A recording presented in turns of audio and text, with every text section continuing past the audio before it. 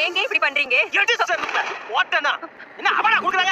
அட நம்ம பிளான் கரெக்டாக தான் போய்கிட்டு இருக்குன்னு நினச்சி பல்லவனோட அம்மா நைட்டில் வந்து தனியாக பேசுகிறத நிலா ஒரு வழியா ஒட்டி கேட்டோன்னே அதை கேட்குறப்போ எனக்கு யார் இருக்கா, நான் யார்கிட்ட நைட்டில் பேச போகிறேன், நானே ஒரு அனாதை அப்படி இப்படின்னு சொல்லி நிலாவோட மைண்டை டைவர்ட் பண்ணிட்டா. அதே போல பல்லவனோட மனசுலையும் ரொம்ப ஆழமா விதைச்சிட்டா. அப்பா ஒரு கொலைகாரன், அந்த ஆள் கூட வாழ்றது எனக்கு சேஃப்டி இல்லை, அதனால தான் நான் ரொம்ப வருஷமா விலகியே இருந்தேன் அப்படி இப்படின்னு சொல்லி இப்படியும் இது காரியம் முடியிற வரைக்கும் தான். ஆனா அந்த பண விஷயத்தை பேசும்போது நிலா ஒட்டு கேட்டோன்னே நிலாவுக்கே ஒரு ரொம்ப பெரிய டவுட் வந்துருச்சு. யார் கண்டுபிடிக்கிறாங்களோ இல்லையோ நிலாவுக்கு டவுட் இருக்கு, எப்படியும் அவ கண்டுபிடிச்சிருவா. இவன் மூஞ்சில முழிக்கிறதே ஒரு தருத்தினியம் தான். அதனாலதான் பல்லவனோட அப்பா வீட்டிலே இருக்கிறது இல்ல. இது அந்த நாடகக்காரிக்கு நல்லாவே தெரியும். ஆனா இது புரிஞ்சுக்கிறாம சேரனும் மித்தவங்களும் என் நிலாவும் கூட பல்லவனோட அம்மாவுக்கு தான் சப்போர்ட் பண்றாங்க.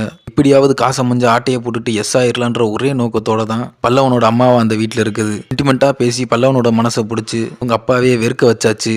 ஆனா எப்போ உண்மை தெரியுதோ அன்னைக்கு ரொம்ப ஃபீல் பண்ண போறாங்க.